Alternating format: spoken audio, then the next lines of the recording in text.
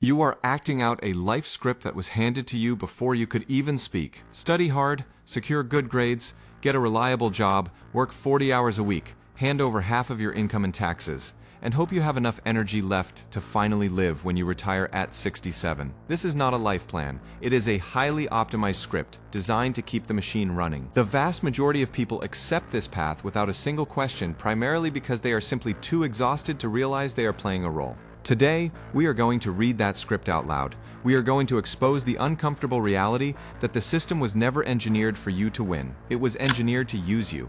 And once you finally see the strings, you will never be able to unsee them. The conditioning begins incredibly early. You must understand that school was never designed to teach you how to think critically or independently. It was built to teach you how to obey. You spent your most formative years memorizing raw data you will never use, learning to raise your hand to ask for basic permissions, and following rigid instructions exactly as they were given. This environment is the perfect training ground for creating docile, predictable employees, not sovereign individuals. You are systematically trained to fit perfectly into a pre-existing mold. The institution rewards compliance and heavily punishes deviation. If you solve a problem using a different method than the textbook, you fail. This psychological programming ensures that when you finally enter the adult world, you do not attempt to build your own systems. You instinctively seek out a system that someone else has already built, completely ready to assume your position on the assembly line. But here's the part people usually miss. The greatest theft of the education system is not your time, it is your imagination. By the time you graduate, your natural instinct to question authority and forge your own path has been almost entirely completely erased. To break the script, you must actively unlearn the habit of waiting for instructions. You have to realize that the rules you were taught were designed to protect the institution, not to serve your growth. Once you're properly conditioned, you're handed the main act of the script: secure a job. Society presents this as the ultimate solution to all of your problems. You are promised safety, stability, and a respectable identity in exchange for your time, your physical energy, and ultimately your freedom. You accept the terms without negotiation. 40 hours a week, 50 weeks a year, for 4 or 5 decades. When you actually pause and calculate the math of this transaction, the reality is terrifying. You're trading the absolute vast majority of your conscious, capable existence for a predictable, capped salary. You're selling your peak physical and mental years to build another man's empire, hoping that what is left over at the end of the month is enough to sustain you. The safety you were promised is actually just a comfortable form of captivity. This is not discipline, this is submission. The illusion of safety evaporates the moment the company needs to cut costs. You realize that your loyalty is entirely a one-way street. The realization is harsh. A salary is simply the drug they give you to forget your own dreams. Escaping this requires you to view your job not as a permanent destination, but as a temporary tool to fund your actual life's work. You might wonder why so few people ever rebel against such an obvious trap. The answer is that the system is terrifyingly brilliant. It maintains order through a very specific mechanism: chronic exhaustion. You are kept deliberately too busy and entirely too tired to sit down and deeply analyze the fundamental structure of your existence. You arrive home completely drained from the work, the commute, and the endless artificial responsibilities. When you operate in a state of permanent fatigue, your horizon shrinks to the next 24 hours. You only have enough mental bandwidth to eat, numb your mind with a screen, and sleep so you can repeat the process tomorrow.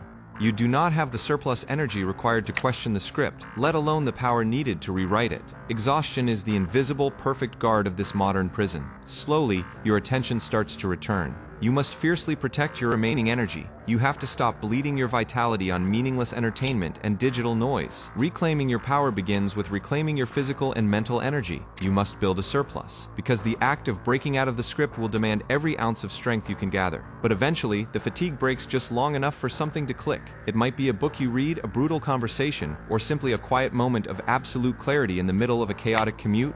Suddenly, the fog lifts and you clearly see the script. You see the invisible architecture that has dictated every major decision you have ever made. You recognize the endless mechanical repetition of the days. This is a terrifying and isolating realization. You look around at your friends, your family, and your coworkers, and you see them flawlessly executing their roles. They are reciting lines in a play they did not write, entirely unaware of the stage they are standing on. You realize that society is not a collection of free individuals, but a highly synchronized performance of compliance. And once you see this, it is impossible to unsee it. You can no longer participate in the daily office politics or the trivial complaints with the same sincerity. You have fundamentally outgrown the environment. This is the point of no return. You are now burdened with the truth of your situation, and you must decide whether to numb yourself and go back to sleep or force your way out. In that moment of total clarity, you understand a brutal truth. Freedom was never going to be handed to you. Nobody is coming to rescue you from the cubicle or the commute. The system will gladly let you coast until you are entirely used up. The reason so many people see the script and choose to stay anyway is because the script offers a highly seductive, mediocre comfort. It requires zero courage to simply do what you're told. Stepping outside the script means stepping out of the warmth of the crowd. It means you will face the freezing wind of total responsibility. There is no guaranteed paycheck, no HR department to complain to, and no manager to give you direction. You have to pave your own path through the thick brush entirely alone. This reality terrifies the average person right back into their designated seat. The real cost is not what you lost, it is who you became while ignoring it. If you want true freedom, you must build it yourself. Brick by heavy brick. You must actively reject the warmth of the known cage for the harsh, unscripted reality of the wild. You must accept that true independence is violent to your old identity, but it is the absolute prerequisite for actually owning your life. The next part is quieter, but more important. You must deeply analyze the exact transaction you make every single day. The script convinces you to trade your most finite, non-renewable resource, your time, for a completely renewable resource, money. You hand over the peak hours of your physical and mental vitality in exchange for just enough capital to ensure you can return and do it again tomorrow. It is a brilliant mechanism for corporate survival, but it is a terrible formula for a sovereign life. The emotional and psychological consequence of this trade is a lingering, heavy sense of emptiness. You spend the brightest, most capable hours of your day constructing another man's asset. By the time you return home to your own life, your family, and your actual ambitions, you only have the exhausted, fragmented scraps of your energy left to give. You are essentially financing someone else's absolute freedom by completely mortgaging your own. To break this cycle, you must stop treating this daily trade as a permanent, noble identity. It is simply a mathematical transaction. You must shift your perspective from being a permanent employee to being a temporary mercenary. You extract the capital you need to survive, but you fiercely protect a reserve of your energy.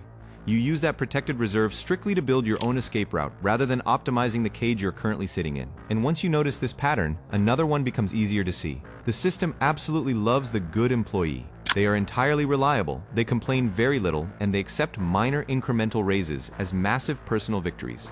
The tragedy is that the good employee completely ties their self-worth to their job title. They view their compliance and their long hours as a badge of honor, completely blind to the fact that they are simply a highly optimized cog in a machine that does not care about them.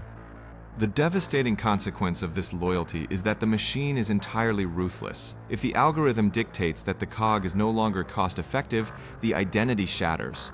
Decades of sacrifice, missed family dinners, and immense stress can be entirely erased in a single sterile Friday afternoon meeting. The good employee gives their absolute loyalty to an entity that is structurally incapable of returning it, leaving them deeply broken when the illusion finally drops. This is where most people confuse comfort with progress. You must violently decouple your personal identity from your employment status. Your job is what you currently do to generate cash flow. It is not who you are. When you separate your self-worth from the corporate hierarchy, you instantly reclaim your psychological independence. You stop seeking the approval of a manager and start measuring your worth by the actual skills and assets you possess. There's a hidden tax you pay every day, and it is not financial. Every single time you follow a corporate rule that you know is entirely pointless, you chip away at your own internal sovereignty. Obedience without questioning creates a heavy, silent resentment that begins to poison your daily life. You swallow your true opinions during endless meetings, and you execute flawed strategies simply because an authority figure demanded it. This suppressed autonomy does not just vanish, it leaks into your personal life. You become irritable with your family, and you begin to dread Monday mornings on Sunday afternoons. The psychological cost of constantly suppressing your own judgment is a low-grade constant depression. You are living in a state of continuous friction against your own nature, slowly eroding your confidence and your capacity to make bold, independent decisions. But this is only the surface. You must stop internalizing the rules of the cage. You may have to physically comply with certain structures for now, but your mind must remain absolutely unconquered and highly critical. You maintain a sharp, observant distance. You follow the instruction, but you constantly analyze why the instruction is flawed, actively training your brain to think like the architect rather than the obedient laborer. Deep down, the obedient actor in the script is waiting for a sudden, dramatic rescue. You secretly hope for a massive promotion that changes everything. A sudden stroke of incredible luck, or an external force that finally hands you the freedom you refuse to build yourself. You use hope as a sedative, allowing you to endure another year of a life you secretly despise, convinced that eventually your loyalty will be magically rewarded. This passive waiting is exactly what the system relies on. It keeps you docile. It keeps you hoping that the author of the script will suddenly write you a better, more fulfilling ending. But the harsh reality is that the author does not care about your ending. They only care that the play continues running smoothly. While you wait for someone to recognize your hidden genius, the most valuable years of your life are quietly slipping away. You thought you needed more motivation. You needed less noise. The rescue is a complete myth. You are the only entity coming to save yourself. You must absolutely kill the hope of external salvation and replace it with ruthless internal execution. Freedom is never handed down from the top. It is aggressively taken by those who simply refuse to wait for permission any longer. This brings us to the only structural solution. The only true permanent exit from the script is ownership. The system is expertly designed to keep you renting your entire existence. You rent your living space, you rent your time to an employer, and you rent your entertainment. As long as you are a renter in the economy, you are entirely at the mercy of the owner. When you do not own anything, the dynamic of power is completely against you. You must ask for permission to take a week off to see your own family. You must beg for a minor increase in your survival ration. You live in a constant state of underlying anxiety because the foundation of your life is controlled by someone else's decisions. The script ensures you remain a dependent, never a sovereign. The next shift is simple, but not easy. You must aggressively transition from a renter to an owner. You must build equity in yourself, construct your own systems, and acquire your own assets. Ownership changes the entire power dynamic. There is no manager to ask for permission, no clock to punch, and no arbitrary ceiling on your potential. Ownership is the ultimate undeniable antidote to the script. The next part is quieter, but more important. Once you fully comprehend that the system was engineered to extract your energy, a profound internal shift occurs. You reach the absolute point of no return. You can no longer sit in the same sterile meetings, listen to the same corporate jargon, and pretend that it holds any actual meaning. The illusion has been permanently shattered, and your mind absolutely refuses to go back to sleep, no matter how hard you try. This creates an intense, agonizing period of friction. You are physically still inside the cage, but psychologically, you have already left. You feel completely alienated from your peers, who are still eagerly playing their assigned roles. The daily routine that used to feel normal now feels like an unbearable, suffocating weight. The pain of remaining the same has finally exceeded the immense terror of stepping into the absolute unknown. This is where the real change begins. You must use this profound discomfort as pure fuel. Do not try to numb the alienation. Let the dissatisfaction burn exactly as hot as it needs to. It is the absolute required catalyst for your escape. You have seen the invisible strings attached to the puppets around you, and now your absolute only moral obligation to yourself is to ruthlessly cut your own, regardless of the immediate pain it causes. And once you notice this pattern, another one becomes easier to see. The script maintains its control by turning you into a highly efficient consumer. After extracting your physical energy at work, the system immediately targets your remaining mental bandwidth. It offers an endless stream of passive entertainment, social media, and digital noise designed to keep you completely sedated and distracted during your off hours. When you're consuming, you are not questioning. You spend your weekends binge-watching other people living their lives, buying things you do not actually need to impress people you do not respect. This consumption cycle ensures that any surplus capital or energy you manage to save is quickly funneled right back into the machine. You remain entirely dependent because you never actually generate anything of your own. You thought you needed more motivation. You needed less noise. The critical pivot is shifting your identity from a passive consumer to a relentless producer. You must stop scrolling and start building. Whenever you feel the urge to numb your mind with a screen, you must redirect that energy into creating a system, a skill, or an asset that belongs entirely to you. This is the quiet, necessary transition from prey to predator. Slowly, your attention starts to return. You must completely redefine your concept of free time.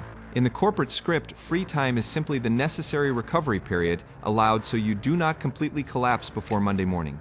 It is an organized recess designed to keep you functional enough to return to the assembly line.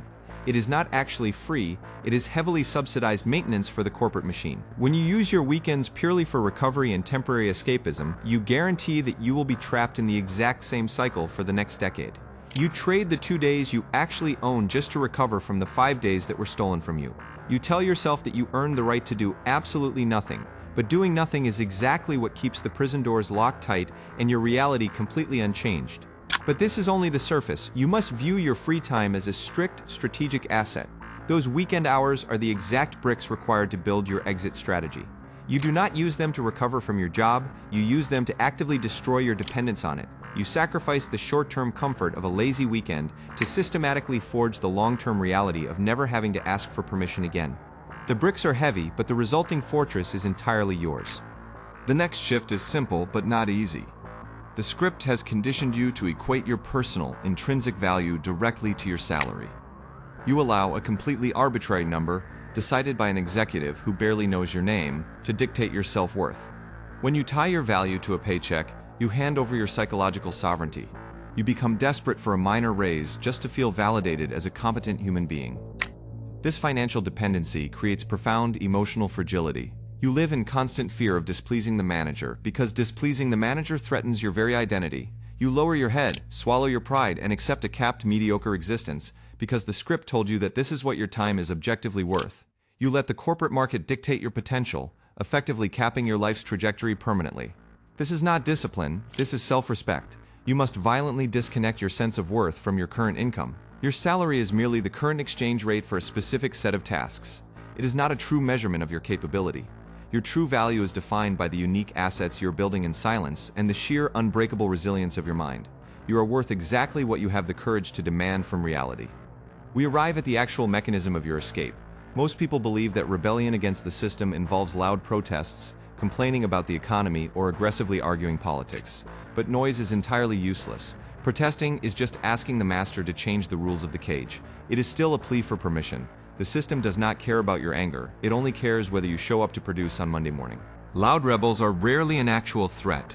They exhaust all of their energy screaming at the walls instead of figuring out how to patiently pick the lock. While they are busy seeking an audience for their outrage, their own lives remain entirely unchanged. The script easily absorbs their anger and sells it back to them as a new form of entertainment. They remain utterly trapped, just with a much louder, more exhausted voice. And this is where clarity begins. The only true dangerous rebellion is the silent, sustained act of building. You do not ask the system for fairness, you systematically construct a reality where the system becomes entirely irrelevant to you. You quietly acquire skills, build maximum leverage, and generate independent cash flow. You become sovereign not by destroying the machine, but by simply walking completely away from it.